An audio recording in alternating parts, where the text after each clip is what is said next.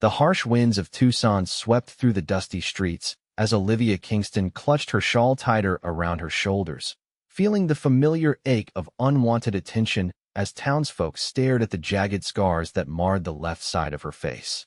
It was 1878, 3 years since the fire that had claimed her parents' lives and left her marked forever, and 2 days before the auction that would determine whether she could keep the last piece of her family legacy, their small but cherished cattle ranch. The Arizona Territory's sun beat down relentlessly as Olivia made her way toward Wilcox General Store. She needed supplies, and more importantly, she needed information about who might be bidding on her land.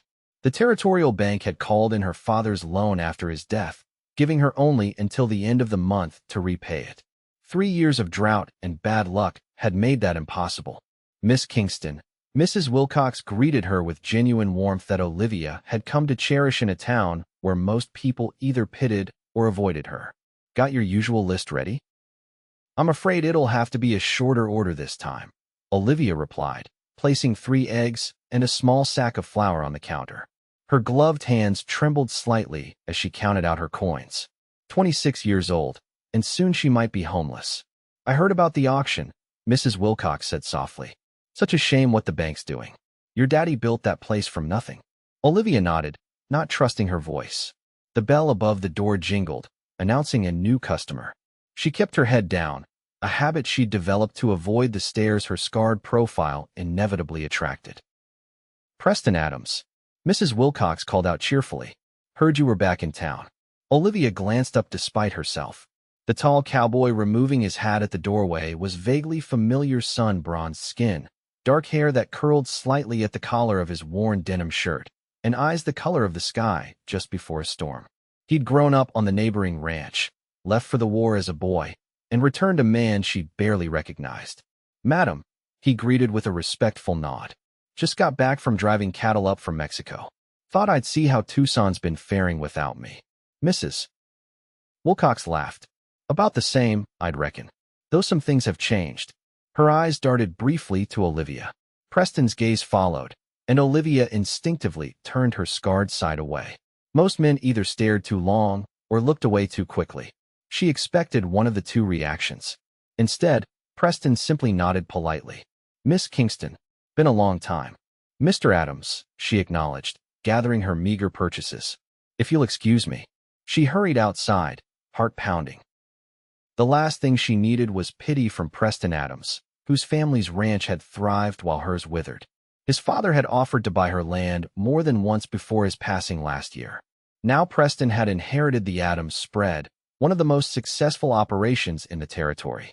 The next morning found Olivia in the small cemetery on the edge of town, kneeling before her parents' graves. She came here often to find solace and, sometimes, to ask for guidance she knew would never come. I don't know what to do, she whispered. I've tried everything. Talking to the dead won't save your ranch, a voice drawled behind her. Olivia whirled around to find Silas Mercer, the town's loan officer and auctioneer, standing a few paces away. His thin lips were curved into what he probably thought was a sympathetic smile, but looked more like a predatory grin. Mr. Mercer, I didn't hear you approach. My apologies for the intrusion, Miss Kingston. He stepped closer, his eyes lingering on her scars. Such a pity about your situation.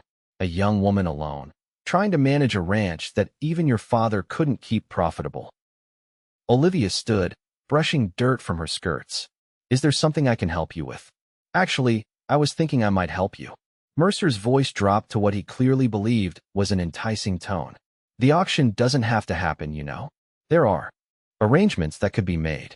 A chill ran down Olivia's spine that had nothing to do with the morning air.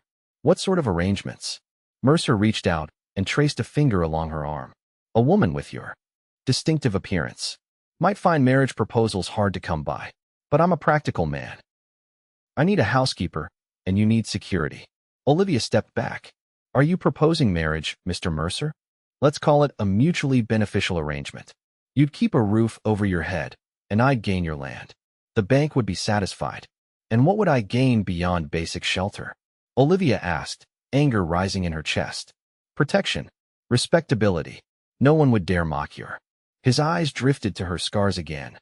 Condition. If you were my wife. Olivia's hand instinctively rose to her cheek. Thank you for your concern, Mr. Mercer, but I'll take my chances at the auction. His expression hardened. Don't be foolish. No one will bid fairly on that dried-up piece of land except to tear down what's left and start over. You're not just losing your ranch, Miss Kingston. You're losing your last chance at a decent life. Without waiting for a response, Mercer turned and walked away, leaving Olivia trembling with rage and fear beside her parents' graves. The day of the auction arrived with a sky the color of burnished copper. Olivia dressed in her mother's best dress, a faded blue calico that she'd taken in at the waist. If she was to lose everything today, she would at least face it with dignity. The town hall was packed with curious onlookers and a few serious bidders. Olivia recognized cattle barons from nearby ranches, a representative from the mining company that had been buying up failed properties, and several land speculators.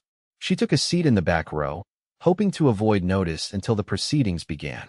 Silas Mercer took the podium, adjusting his spectacles with a flourish. Ladies and gentlemen, today we're auctioning the Kingston property, approximately 320 acres with a small house and barn, sold as is due to unpaid debts to Territorial Bank of Arizona. His eyes found Olivia in the crowd. The current occupant was unable to maintain payments following the unfortunate passing of her parents. Whispers rippled through the room. Olivia kept her gaze forward, her hands folded tightly in her lap. Bidding starts at $800, Mercer announced. Do I have $800? A hand raised in the front row, the mining company representative. $800, Mercer nodded. Do I have $850? Another hand, one of the land speculators. $850. Thank you, sir. $900. The bids climbed slowly. $950. $1,000. $1,100. The mining company and two speculators were driving up the price, but Olivia knew they only wanted the land, not the home her father had built with his own hands. If any of them won, they'd tear everything down, erasing the last physical reminder of her family. $1,500, Mercer called out, looking pleased. Going once. $2,000, a voice called from the doorway. Heads turned. Preston Adams stood with his hat in his hands, his expression unreadable. Mercer's smile faltered. $2,000 from Mr. Adams. Do I hear $2,100? The mining representative conferred with his colleague, then shook his head. The speculators likewise seemed unwilling to go higher. $2,000 going once. Going twice. $2,500, Silas Mercer himself called out, setting aside his gavel. Murmurs of surprise rippled through the crowd. It was unusual, but not unheard of for the auctioneer to bid. Mr. Mercer bids $2,500, his assistant announced awkwardly. Do I hear $2,600? Preston stepped further into the room, his eyes finding Olivia's. $3,000. Gasps echoed through the hall. It was far more than the property was worth, especially after years of drought. Mercer's face reddened. Mr. Adams seems determined to overpay today. $3,000 going once. Going twice. Sold to Preston Adams. The gavel fell with a decisive crack. Olivia sat frozen, uncertain whether to feel relieved or devastated. She still lost her home, but at least it would go to someone who might preserve some part of it. People began to disperse, many stopping to congratulate Preston or speculate about his plans. Olivia slipped out a side door, needing air and solitude to process what had happened. She didn't make it far before hearing quick footsteps behind her. Miss Kingston, Preston called. A moment, please. Olivia turned, keeping her scarred side angled away by habit. Congratulations on your purchase, Mr. Adams. I'll be out by the end of the week. Preston shook his head. That's not why I bought it. Oh, the water rights, then? The southern pasture that connects to your property? Neither. He stepped closer. I bought it because it's your home, and you shouldn't lose it. Olivia stared at him in confusion. I don't understand. I'm not taking your ranch. I'm paying off the bank. The deed stays in your name. A crowd had begun to gather around them, including Silas Mercer, who pushed his way forward. This is highly irregular, Mercer protested. The sale is final. The sale is final, Preston agreed. And what I do with my purchase is my business. Mercer's face twisted in disgust as he looked between them. How touching. The noble cowboy rescuing the scarred spinster. Tell me, Miss Kingston, did you arrange this? Throw yourself at Adams here to save your worthless patch of dirt. Olivia flinched as if struck. The crowd grew silent. Look at her, Mercer continued, gesturing at her face. Who else would want her? Those scars make her as useful as a three-legged horse. Adams here is either blind or stupid. Preston moved so quickly Olivia barely saw him before he had Mercer by the collar, lifting the smaller man almost off his feet. Those scars, Preston said, his voice dangerously quiet, are proof she survived something that would have broken most men I know. They're a testament to her strength, not a mark against her worth. He released Mercer, who stumbled backward. The sale stands.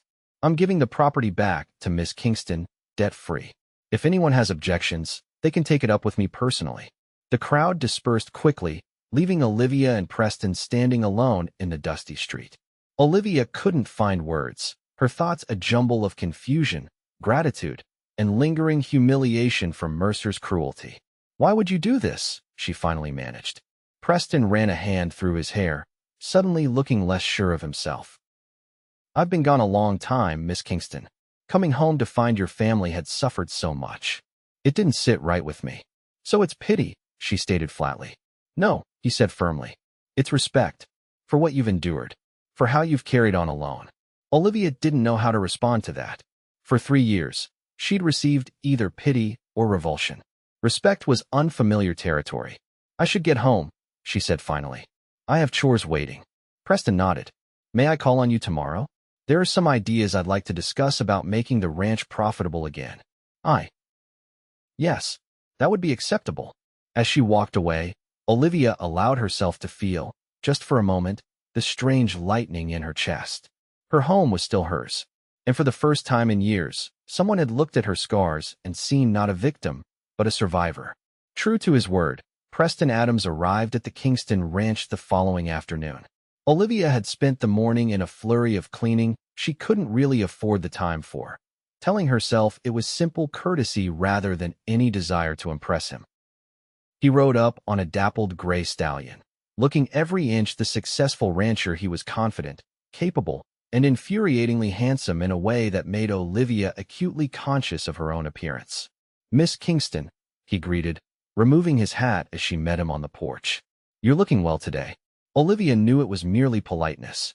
The dress she wore was patched and faded, and no amount of scrubbing could remove the permanent work-roughened state of her hands. As for her face, well, that would never be well again.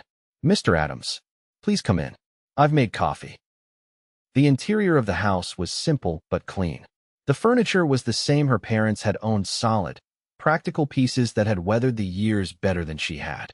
A single bookshelf held her mother's small collection of novels and her father's farming almanacs. Preston took the offered seat at the kitchen table, his large frame making the room seem suddenly smaller. He accepted a cup of coffee with a grateful nod. I've been thinking about your situation, he began after taking a sip. Your land has good potential, despite what Mercer and his cronies believe. The drought, Olivia started to object, is temporary, Preston finished. I've seen 3 major droughts since I was a boy. They always end. The question is whether you can hold out until the rains return. Olivia sat across from him, cradling her own cup. I appreciate what you did at the auction, Mr. Adams. Truly. But I'm not sure why you're involving yourself in my affairs. Preston studied her for a moment. Our fathers were friends once, before the war changed everything. Mine spoke highly of yours, said Samuel Kingston was the most honest man he'd ever met. He was, Olivia said softly. I've been away for 8 years, Preston continued, fighting Apaches for the army, then driving cattle up from Mexico. When I heard what happened to your family, he paused. I should have come back sooner. It wasn't your responsibility. Olivia's voice was stronger now. And I'm not your responsibility now.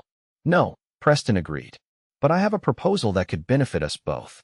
Olivia tensed, remembering Mercer's proposal all too clearly.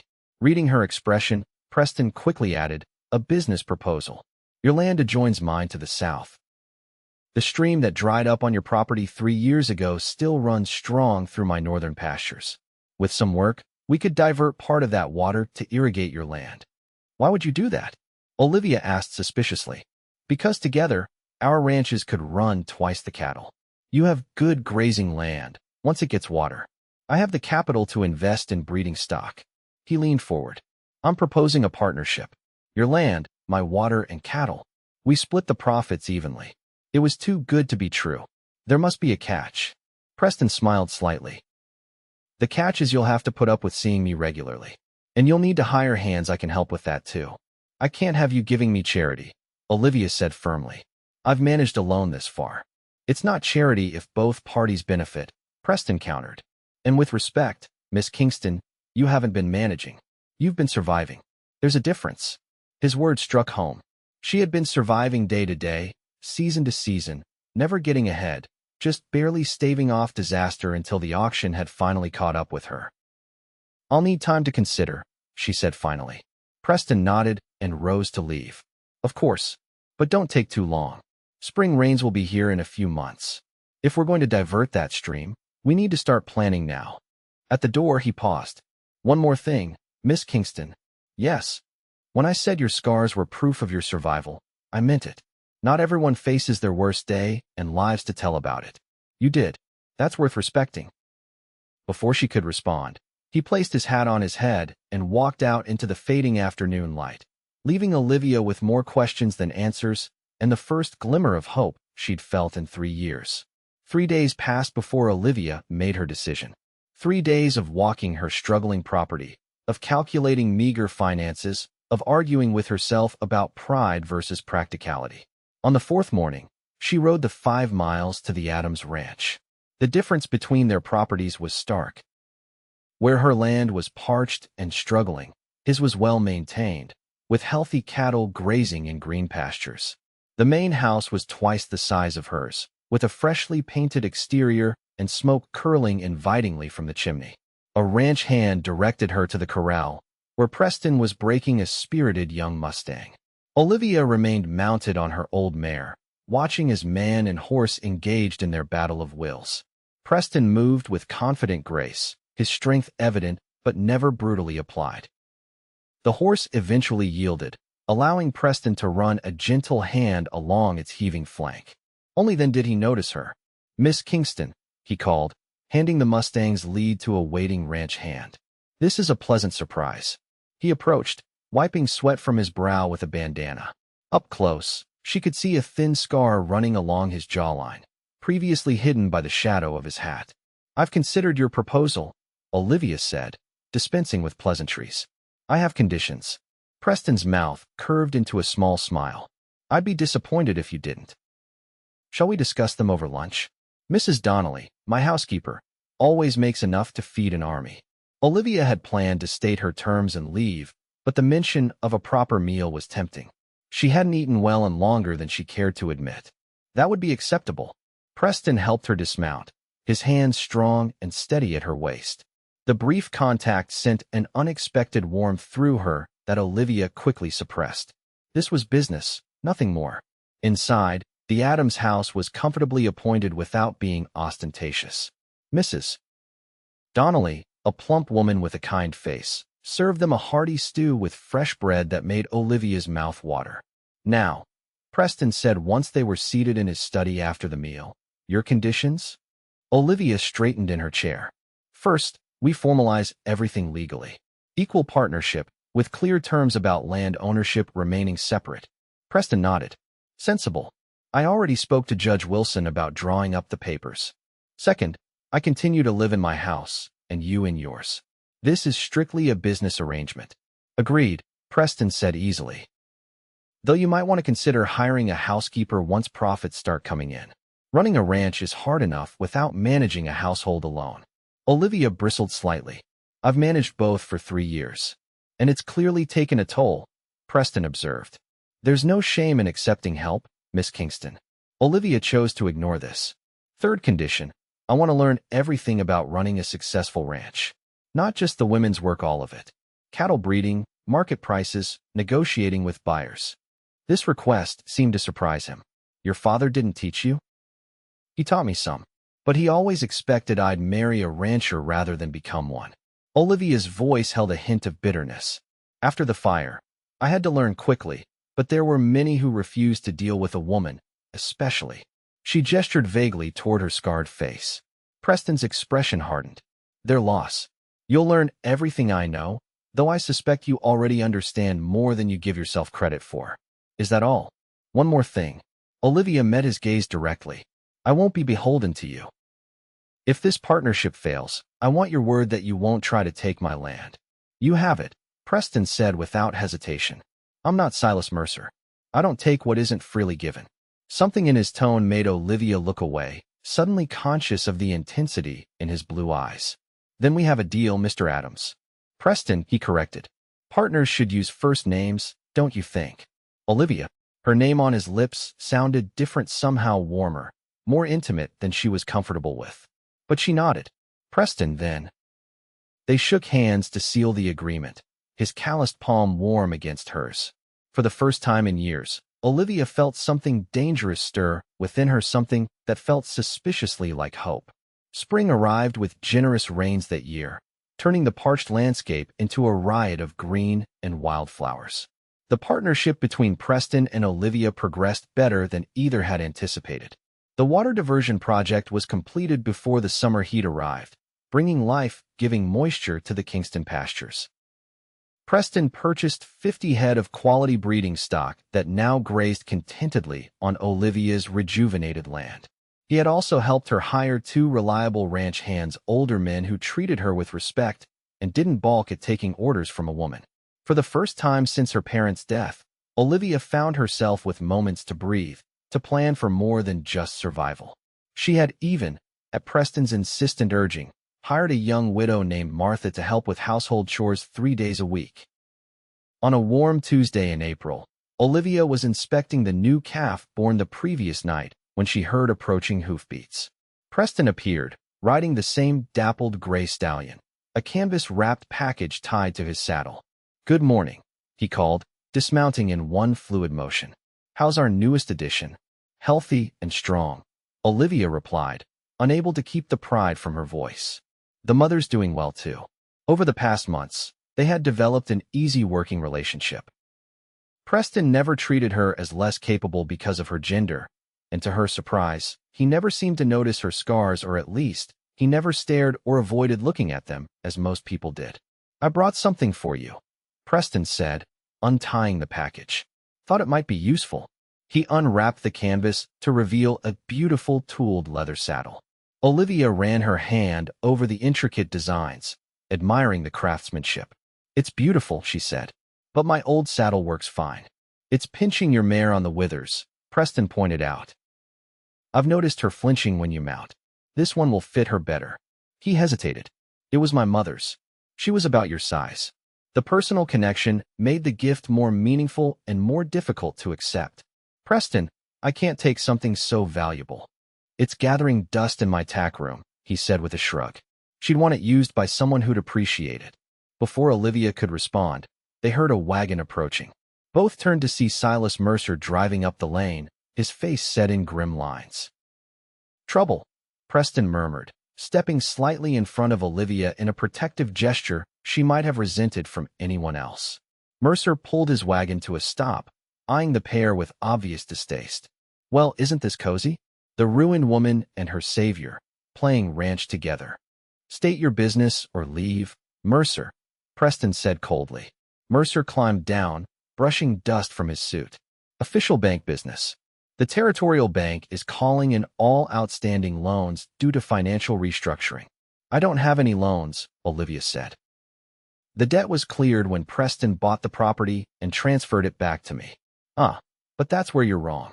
Mercer's smile was unpleasant. The original loan paperwork included a clause allowing the bank to claim mineral rights to the property. Those rights weren't transferred in your little arrangement. Preston frowned. What mineral rights? This isn't mining country. Gold was discovered 10 miles south of here last month, Mercer explained with false patience. Geological surveys suggest the vein might run under both your properties. Olivia's stomach dropped. That's why you tried to buy my land at the auction. Clever girl, Mercer sneered. The bank is exercising its right to prospect on this property. If gold is found, we'll be seizing the land under eminent domain. You can't do that, Preston growled. The debt is settled. Read the fine print, Cowboy. Mercer tossed a folded document at them. We'll be starting surveying tomorrow.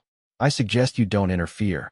As he climbed back into his wagon, he looked directly at Olivia's scarred face. Such a shame about your pretty ranch.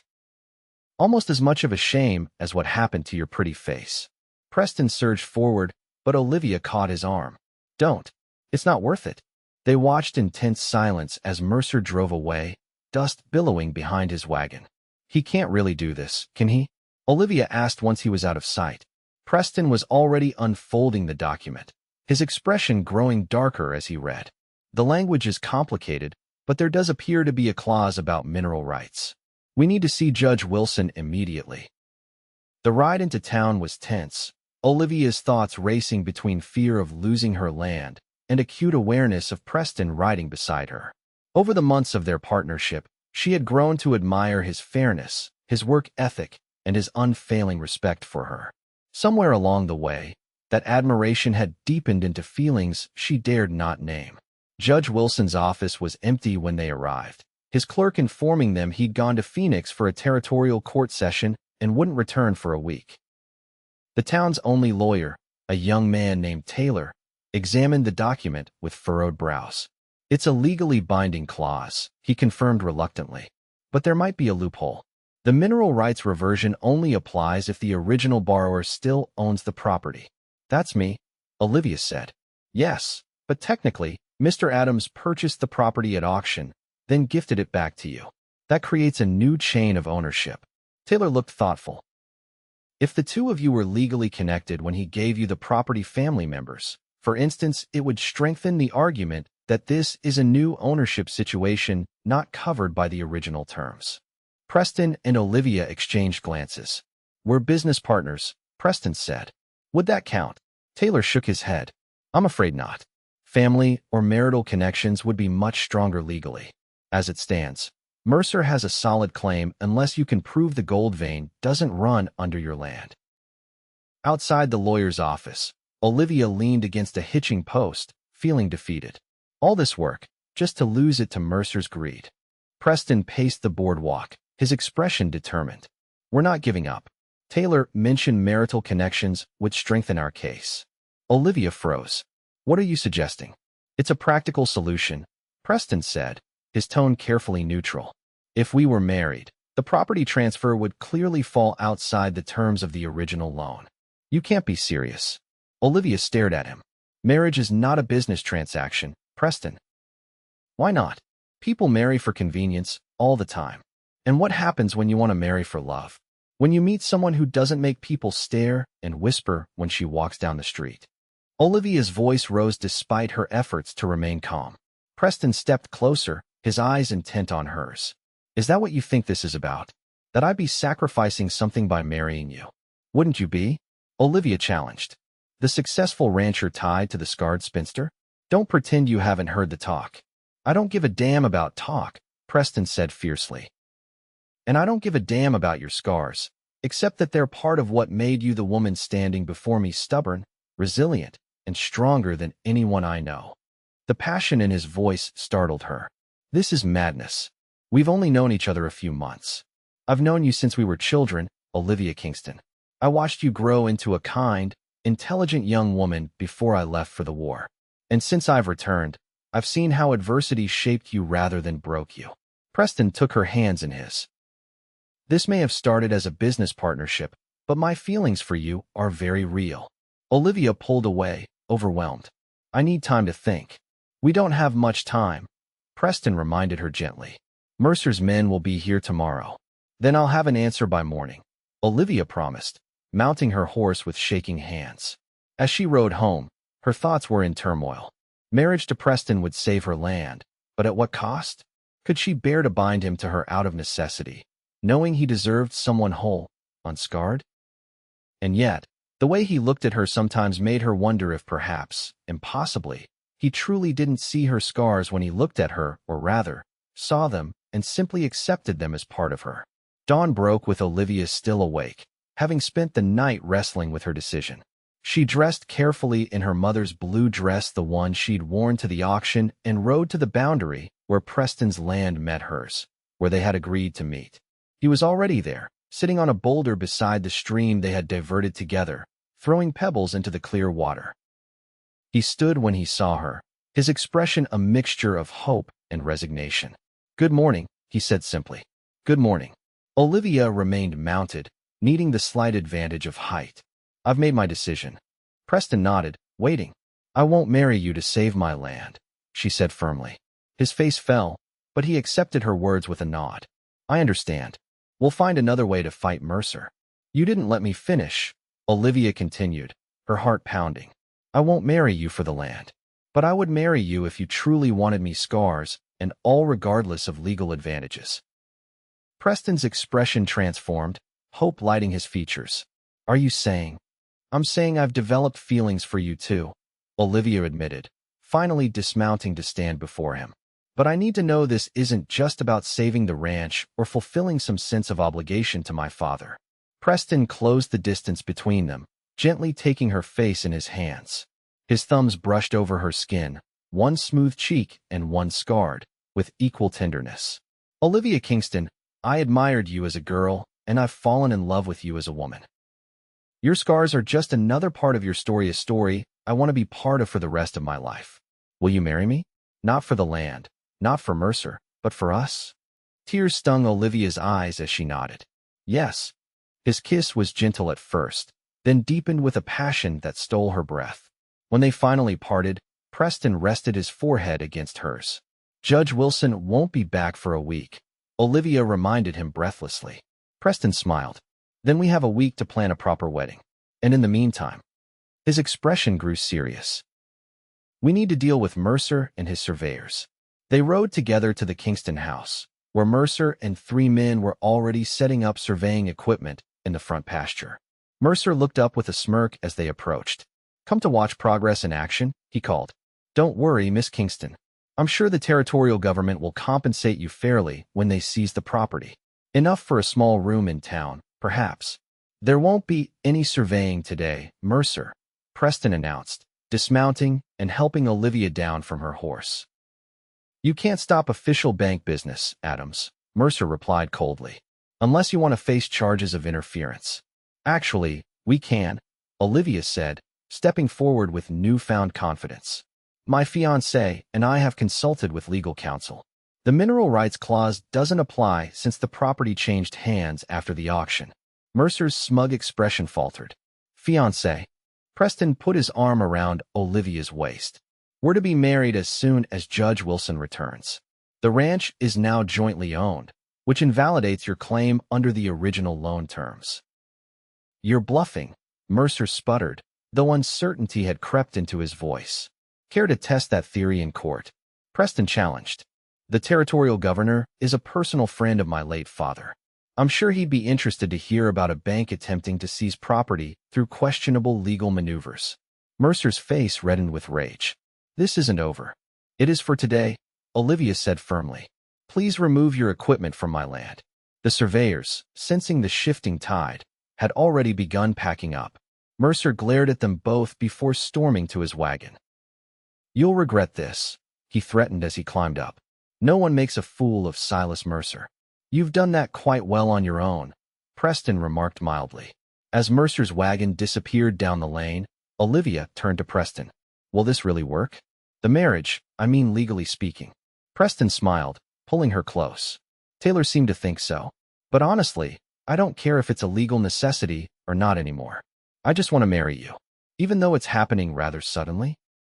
Olivia asked, still somewhat incredulous that this man, this handsome, kind, respected man truly wanted her. "Sometimes life gives you a push toward what you already wanted," Preston said, brushing a strand of hair from her face. "I was already falling for you, Olivia. Mercer just made me realize I couldn't afford to wait to tell you." Their kiss this time was witnessed only by the grazing cattle and the open Arizona sky, a promise of a future neither had dared to imagine just months before. News of their engagement spread quickly through Tucson.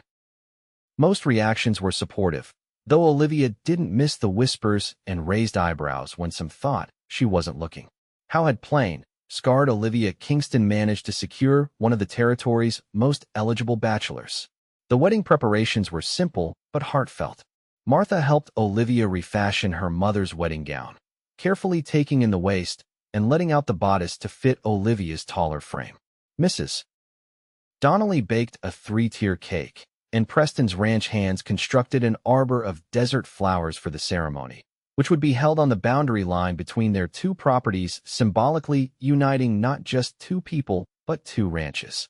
The night before Judge Wilson was due to return, Olivia sat on her porch, watching the sunset paint the desert in gold and crimson.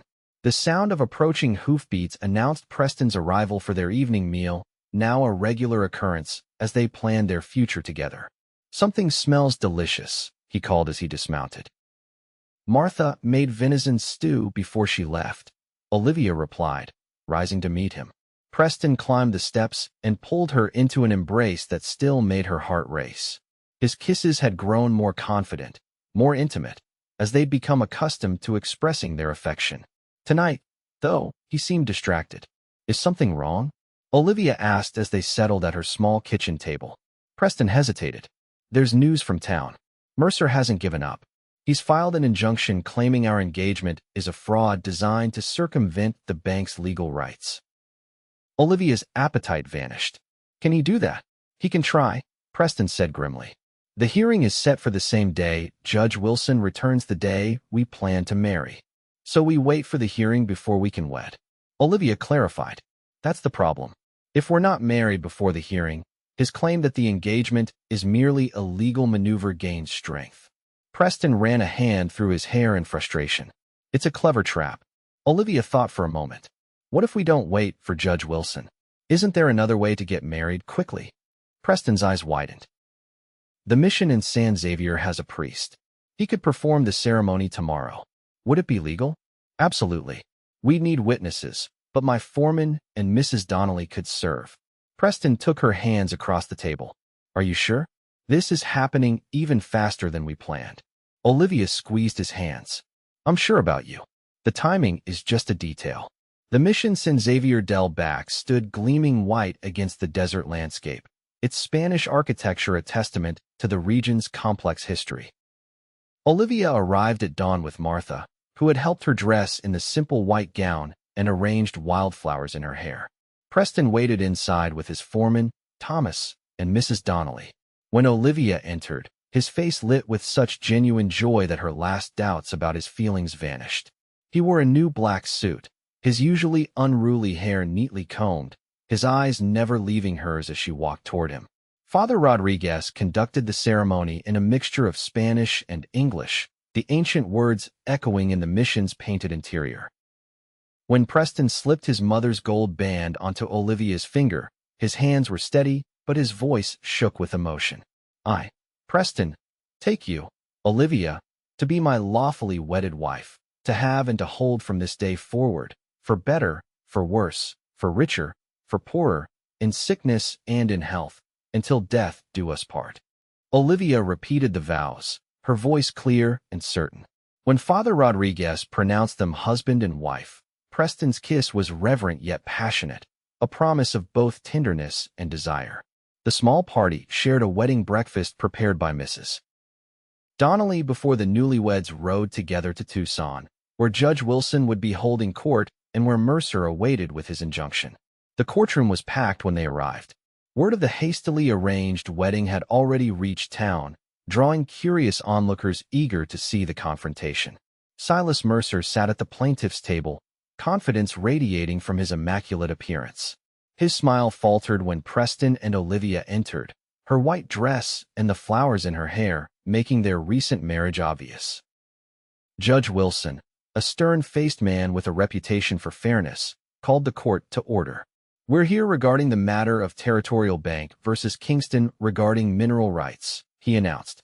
"I understand there are competing claims about the property's current legal status." Mercer rose.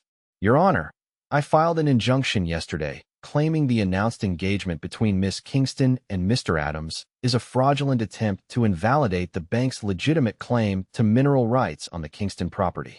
"That's Mrs. Adams now," Preston corrected, standing beside Olivia. "We were married this morning at Mission San Xavier, with full documentation and witnesses present." He presented their marriage certificate to the court clerk, who delivered it to Judge Wilson. Mercer's face darkened as he realized his strategy had been outmaneuvered. A convenient development, Mercer said acidly. But it doesn't change the fact that this hasty arrangement was clearly designed to circumvent the bank's legal rights. Judge Wilson studied the document. The marriage appears legitimate. Mr. Mercer, does your claim have any basis beyond questioning the timing of this union? The timing is precisely the issue, Your Honor, Mercer insisted. They announced their engagement only after learning of the mineral rights clause. It's obviously a calculated legal maneuver, not a genuine marriage. Preston stepped forward. Your Honor, if I may. When Judge Wilson nodded, Preston continued. My feelings for Olivia developed over months of working together. That Mercer's threats accelerated our plans doesn't make our commitment any less genuine. Pretty words, Mercer sneered, but hardly proof. If genuine affection is the question, Olivia spoke up, her voice steady despite her nervousness at addressing the court. Then perhaps Mr. Mercer should explain his own proposal to me the day before the auction. Murmurs rippled through the courtroom.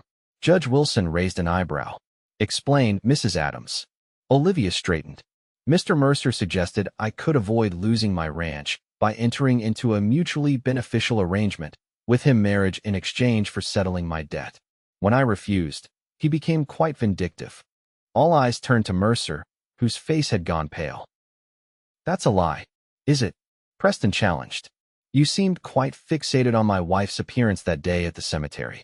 Something about her condition making marriage proposals unlikely. Mercer's gaze darted between them. This is absurd. The woman is obviously damaged goods. Why would Adams marry her except to protect the land? A hush fell over the courtroom at the cruel words. Judge Wilson's expression hardened. Mr. Mercer, you will mind your language in my courtroom. Olivia felt Preston tense beside her, his hand finding hers and squeezing gently. She squeezed back, drawing strength from his support. Your Honor, she said clearly, Mr. Mercer believes my scars define my worth. My husband sees beyond them. Is it so difficult to believe someone could love me despite my appearance? The simple dignity of her question hung in the air. Several women in the audience were nodding, and even Judge Wilson's stern expression softened slightly. The evidence before me suggests a legitimate marriage, Judge Wilson declared after a moment.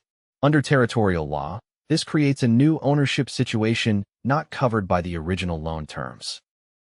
The bank's claim to mineral rights is therefore invalid. Mercer leapt to his feet. This is outrageous. The territorial bank will appeal. They're welcome to try, Judge Wilson said drily. But I suggest they find a different representative. Your conduct in this matter has been questionable at best, Mr. Mercer. Case dismissed. The gavel came down with finality. As people began filing out, many stopped to congratulate the newlyweds. Mercer stormed past, pausing only to hiss, "This isn't over," before disappearing through the doors. Preston turned to Olivia, lifting her hand to kiss her wedding ring. "Mrs. Adams," he said, his voice husky with emotion, "shall we go home?" "Which home?" Olivia asked with a small smile. "Whichever you prefer," Preston replied. "Though I had thought we might start fresh, build something new on the boundary line, a house that belongs to both properties." The idea of a new beginning, a home they would create together, brought tears to Olivia's eyes. "I'd like that very much." They rode home in the golden afternoon light, husband and wife, their future stretching before them as vast and promising as the Arizona sky. True to his word, Preston began construction on a new house straddling the property line that summer. The original Kingston and Adams houses remained as guest quarters and storage, but their new home grew steadily a symbol of their united lives and ranches. Mercer made good on his threat to appeal the ruling, but the Territorial Supreme Court upheld Judge Wilson's decision. Shortly afterward, rumors spread that Mercer had been embezzling from the bank. He disappeared one night, leaving behind mounting evidence of financial misconduct. The new bank manager was far more reasonable, even offering Preston and Olivia favorable terms on a loan to expand their cattle operation. Their first year of marriage brought challenges. Drought returned briefly in late summer. Cattle prices fluctuated unpredictably, and Olivia still occasionally caught strangers staring at her scars when they traveled to Tucson. But these difficulties seemed manageable with Preston by her side. On their first anniversary, Preston surprised Olivia with a gift deed to a small plot of land adjacent to their property, which contained a natural spring that would provide additional water security during future droughts. "How did you manage this?" Olivia asked in amazement. "The Hendersons have owned that parcel for decades." Preston smiled. "They were ready to retire to California. When I mentioned our anniversary, Mrs. Henderson said she couldn't imagine a better gift than ensuring our ranch's future." Olivia wrapped her arms around his neck. "It's perfect. Though I have something for you as well." "Oh." Preston raised an eyebrow. "Yes," Olivia said, taking his hand and placing it gently on her stomach. "Come winter, there will be 3 of us living in this house." Preston's expression transformed from confusion to wonder. "A baby? You're certain?" Olivia nodded, her own eyes shining with happy tears. "Dr. Collins confirmed it yesterday. We're having a child, Preston." His whoop of joy echoed across the ranch as he lifted her off her feet and spun her around, his laughter mingling with hers in the clear desert air. That night, as they lay together in their new bedroom, Preston traced the scars on Olivia's face with gentle fingers, a touch she had once shied away from but now welcomed. "Thank you," he whispered. "For what?" "For surviving," Preston said simply. "For being strong enough to endure the fire, the years alone, Mercer's cruelty, everything that tried to break you. Without that strength, you wouldn't be here with me now. We wouldn't have this life, this future." Olivia placed her hand over his. "The auctioneer mocked my scars. The cowboy said they're proof I survived." "And the cowboy meant every word," Preston murmured, pulling her close. Outside their window, the Arizona night was alive with stars, witnesses to a love that had begun with compassion, grown through partnership, and blossomed into a family that would thrive for generations on the land they had fought to keep. Olivia Kingston Adams, once defined by her scars, now knew herself by the love she had found, not despite her past, but because of the strength it had given her to build a future she had never dared to dream possible. As spring arrived again, bringing wildflowers and the birth of their daughter, Catherine Rose Adams, the once separate ranches had truly become one. The Kingston Adams cattle brand was recognized throughout the territory for quality stock, and their combined properties flourished under their joint management. Olivia sat on the porch of their home, cradling Catherine while watching Preston teaching a new ranch hand how to properly rope a calf. She smiled at the patience he showed, the same patience he had shown her as she learned to trust in his love, to believe that he truly saw beyond her scars to the woman beneath. The scars remained, of course. They always would, but they no longer defined her. Now they were simply part of her story, a story of survival, resilience, and ultimately, of love found in the most unexpected circumstances. A story that would continue, page by page, day by day, written across the vast landscape of the Arizona territory and in the hearts of all who called it home.